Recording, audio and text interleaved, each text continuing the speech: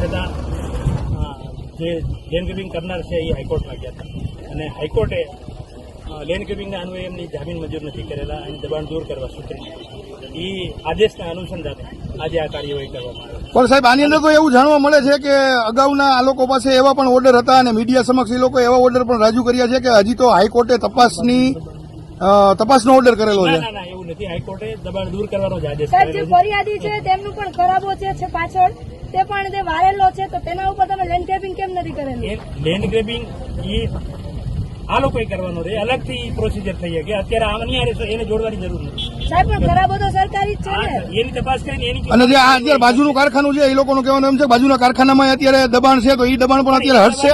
દૂર કરવામાં આવશે, એની પણ પ્રોસિજર ચાલુ થશે. પણ ટૂંકમાં અત્યારે તમારે હાઈકોર્ટના આદેશ તાત્કાલિક કરવું પડ્યું છે.